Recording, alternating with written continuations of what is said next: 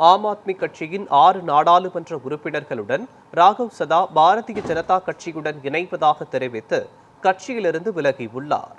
ஆம் ஆத்மி கட்சியின் நாடாளுமன்ற மாநிலங்களவை உறுப்பினராகவும் ராஜ்யசபாவின் அக்கட்சியின் துணைத் தலைவராகவும் இருந்து வந்தவர் ராகவ் சதா. சமீபத்தில் ராகவ் சதா ஆம் ஆத்மி மாநிலங்களவை துணைத் தலைவர் பதவியிலிருந்து அக்கட்சி நீக்கியது. இதனைத் தொடர்ந்து அவர் இந்த முடிவை எடுத்திருப்பது அக்கட்சிக்கு பெரும் அதிர்ச்சியை கொடுத்துள்ளது. இவர் மட்டுமின்றி ஆம் ஆத்மியில் பிரபலமாக அறியப்படும் ஸ்வாதி மாலிவால், ஹர்பஜன் சிங், சந்தீப் பதக், விக்ரம் சாஹ்னி மற்றும் ராஜேந்தர் குப்தா உள்ளிட்ட 6 எம்பிக்களும் ஆம் ஆத்மி கட்சியிலிருந்து ராஜினாமா செய்துள்ளனர். இந்நிலையில் ராகவ் சதா, அசோக் மிட்டல் மற்றும் சந்தீப் பதக் ஆகியோர் பாஜகவில் இணைந்துள்ளனர்.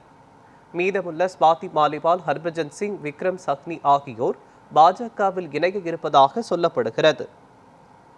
டெல்லியில் செய்தியாளர்கள் சந்திப்பில் பேசிய ஆம் ஆத்மி கட்சி நாடாளுமன்ற உறுப்பினர் ராகவ் சதா, என் ரத்தமும் வியர்வையும் சிந்தி என் இளமை காலத்தின் 15 ஆண்டுகளை அர்ப்பணித்த ஆம் ஆத்மி கட்சி அதன் கொள்கைகள், விழுமியங்கள் மற்றும் அடிப்படை கொள்கையிலிருந்து விலகிவிட்டது.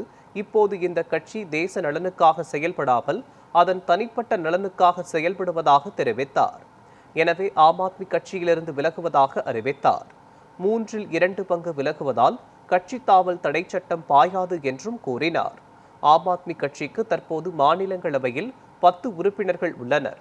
அவர்களில் 7 பேர் பஞ்சாபிலிருந்தும் 3 பேர் டெல்லியிலிருந்தும் தேர்வாகி உள்ளனர் என்பது குறிப்பிடத்தக்கது.